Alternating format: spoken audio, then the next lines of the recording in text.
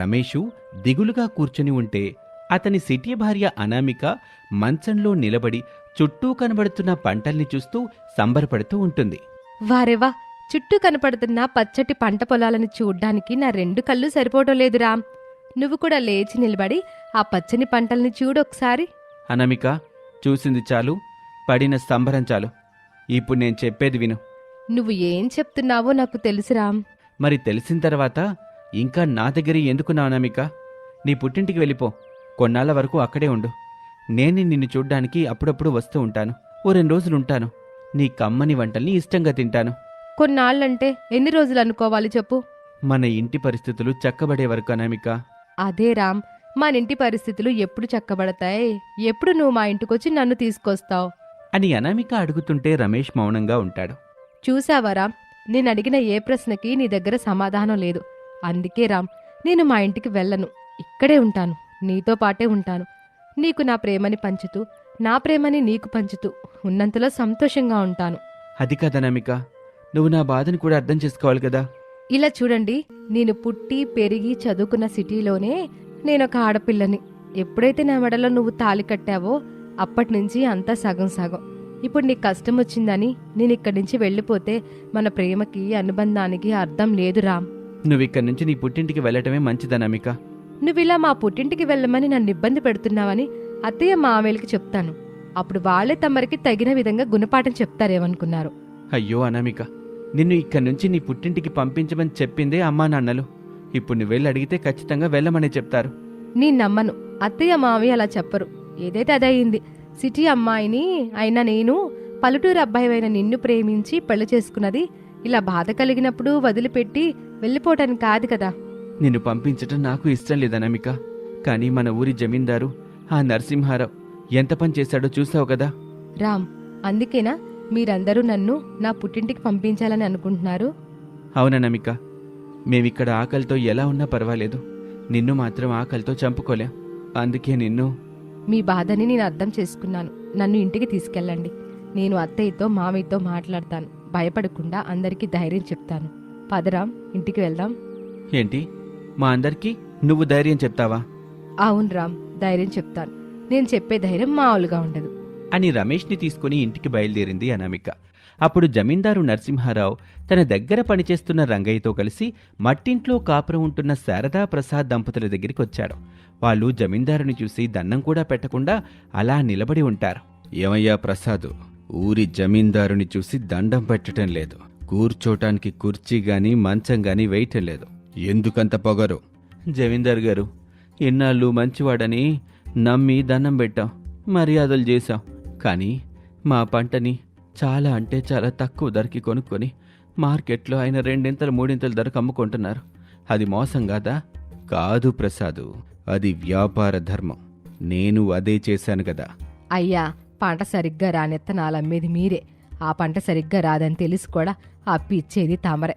ఆ తర్వాత ఉచ్చులా మా మెడకి బిగుసుకుపోయేది మీరే. అందుకే బాబుగారు, మీరు చేస్తున్న మోసాల్ని ప్రజలకు చూపించాము. ఫలితంగా శిక్ష ఎవరికి పడింది శారదా తల్లి? మాకే పడింది బాబు. మాతో ఎవరైనా కలిసిమెలిసి ఉంటారో వాళ్ళ పంట కొనరు, వాళ్ళకి ఎత్తనాలు అమ్మరు, తక్కువ ధర పెట్టి తెప్పించుకుంటారేనన్న భయంతో ఉన్నారు. చూసావా ప్రసాదు, జమీందారుగా నేను మీ కుటుంబానికి ఎవ్వరూ ఎలాంటి పని ఇవ్వొద్దని చాటింపు వేయించాను. ఒకవేళ కావాలని ఎలాంటి భయం లేకుండా అన్నం పెట్టిన వాళ్లకు కూడా ఇది శిక్ష పడుతుందని కూడా చెప్పించాను. అవును బాబు, అందుకే మేము ఇంటి దగ్గరున్నాం. ఇక నుంచి ఇంటి దగ్గరే ఉంటారు ప్రసాద్. నన్ను ఎదిరించే ప్రయత్నం చేస్తారా? చేస్తారా కాదు బాబు, చేశాం. మీరొక మోసగాడని ఇప్పుడు అందరికీ తెలుసు. ఏదో ఒక రోజున అందరూ మాలాగానే మారతారు, మీకు తగిన బుద్ధి చెబుతారు. నాకు బుద్ధి చెప్పేది ఎప్పటికో శారదా. ఇప్పుడు మీకు ఈ ఊళ్ళో ఎలాంటి పని లేదు, ఎవ్వరూ పనికి పిలవరు, నీ దగ్గర డబ్బులుండవు, ఇంట్లో ఉన్న కొద్దిపాటి సరుకులతో ఒక పూట తిని మిగిలిన 2 పూటలు నీళ్లు తాగి కొంతకాలమే చూస్తారు. ఆ తర్వాత మేము అన్నదాతలం బాబుగారు. ఖచ్చితంగా ఆ అన్నపూర్ణాదేవి ఏదోలాగా మమ్మల్ని ఆదుకుంటుంది, మాకు అన్నం పెట్టుద్ది, సంతోషంగా ఉండేలా చూసుకుంటుంది. ఎంతకే జమీందారు గారు ఎందుకు వచ్చారో చెప్పండి. మీరు నన్ను ఎప్పటికీ ఏమీ చేయలేరు. నేను ఇలాగే మోసం చేస్తూనే ఉంటాను. నా దగ్గరే నకిలీ విత్తనాలు కొనాలి, పంట నాశనమైందని నా దగ్గరే అప్పు చెయ్యాలి, ఒకవేళ మీ అదృష్టం బావుండి పంట పండితే నేను చెప్పిన ధరకే అమ్మాలి, అది కూడా నాకే అమ్మాలి అని నవ్వుకుంటూ అక్కడి నుంచి వెళ్ళిపోతారు. శారదా ప్రసాదులు దిగులుగా బయట మంచం వేసుకుని కూర్చుంటారు. అప్పుడే వాళ్ళ దగ్గరికి కొడుకు రమేష్, కోడలు అనామిక వచ్చారు. ఏం బాబు, నేను చెప్పిన విషయం కోడలకి చెప్పి ఒప్పించావా? నేనందుకు ఒప్పుకోవడం లేదత్తయ్యా.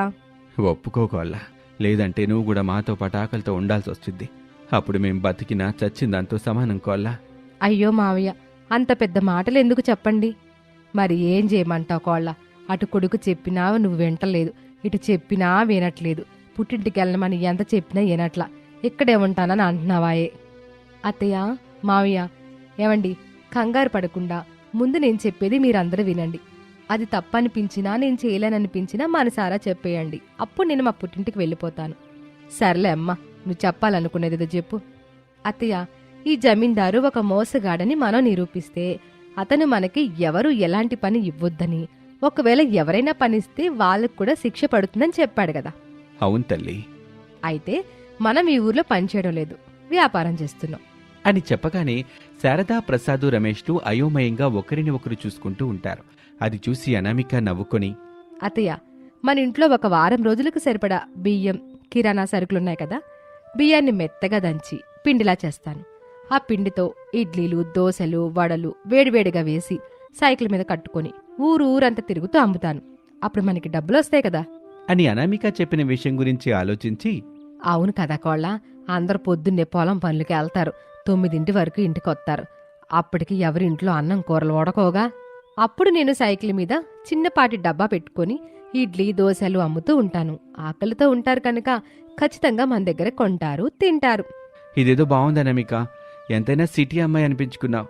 అంతేకాదండి, అలా 2-3 రోజులు అలవాటు చేస్తే చాలు, ఒకరి తర్వాత ఒకరు వాళ్లే మనల్ని పిలిచి మరీ టిఫిన్ పెట్టించుకుంటారు. లేదంటే మనం ఎక్కడ ఉంటే అక్కడికి వచ్చి టిఫిన్ తింటారు అని చెప్పగానే అందరూ సంతోషపడతారు. పల్లెటూరుకొచ్చిన సిటీ కోడలు అనామిక తెలివిని అందరూ మెచ్చుకుంటారు. మరుసటి రోజు నుంచి అనామిక చెప్పినట్లుగా ఇడ్లీలు, దోశలు ఇంకా కొన్ని రకాల టిఫిన్స్ని సైకిల్ మీద పెట్టుకుని పొలాల గట్ల మీద పెట్టుకుని అమ్ముతూ ఉంటారు. పొలాల్లో పనిచేస్తున్న వాళ్ళు ఆకలికి తట్టుకోలేక అనామిక దగ్గరికొచ్చి కావాల్సిన టిఫిన్ తినేసి డబ్బులు ఇంటి దగ్గర ఇస్తూ ఉండేవాళ్ళు. అలా రోజులు గడుస్తున్న కొద్దీ అనామిక సైకిల్ మీద చేస్తున్న టిఫిన్స్ వ్యాపారం గురించి జమీందారు తెలుసుకుంటాడు. ఒక రోజున పిలిపిస్తాడు. అత్తాకోడళ్ళు కలిసిపోతారు.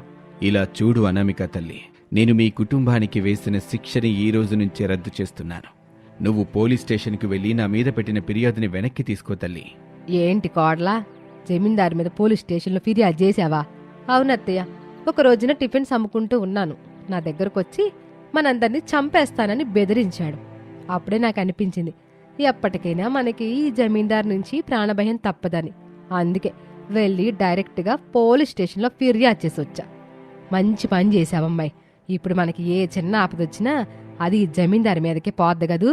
అవునత్తయ్య, మనం ఈ జమీందారు చేశాడని చెప్తే చాలు, తీసుకెళ్లి బొక్కలో వేస్తారు అని చెప్పగానే జమీందారు భయపడ్డాడు. మీకు ఏమీ కాకుండా నేను చూసుకుంటాను. ఏం కావాలంటే అవి మా ఇంట్లో నుంచి తీసుకెళ్ళు తల్లి. నీ దొంగ సంపాదన మాకెందుకు బాబు, నకిలీ విత్తనాలు అమ్మడం మానేయండి. మానేస్తాను తల్లి. మార్కెట్ ధరకే పంటలు కొనండి అని అనామిక చాలా షరతులే పెడుతుంది. అన్నిటికీ జమీందారు ఒప్పుకుంటాడు. ఇక ఆ రోజు నుంచి బుద్ధిగా మారి నిజాయితీగా బ్రతుకుతూ ఉంటాడు. ఊరి వాళ్ళంతా అనామికాని మెచ్చుకుంటూ ఉంటారు. శారదా దంపతులు ఎంతగానో ఆనందపడతారు. అదొక మారుమూల పల్లెటూరు. పేరు భూదేవిపల్లి. పేరుకు తగ్గట్టుగానే ఆ ఊరి వాళ్ళంతా భూదేవిని నమ్ముకొని వ్యవసాయం చేసుకుంటూ ఎలాంటి ఇబ్బంది పడకుండా ఉన్నంతలో సంతోషంగా జీవిస్తూ ఉంటారు.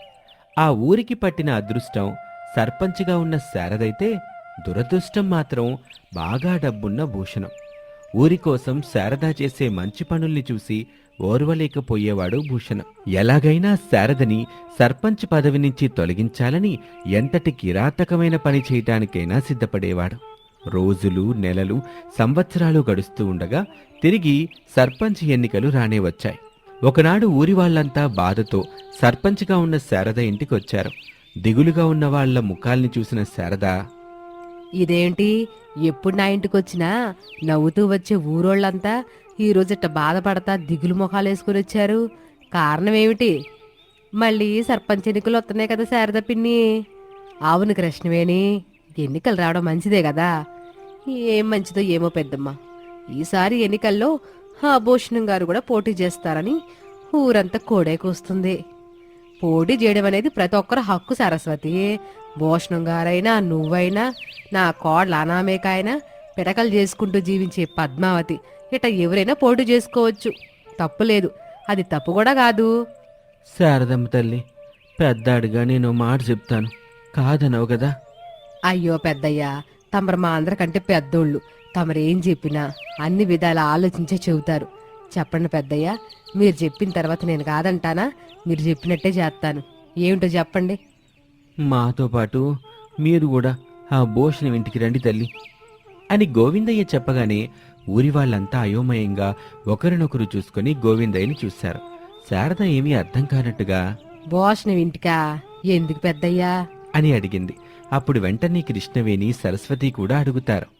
అవును పెద్దయ్యా, శారద పిన్ని ఎందుకు ఆ భోషణం ఇంటికి రావాలి?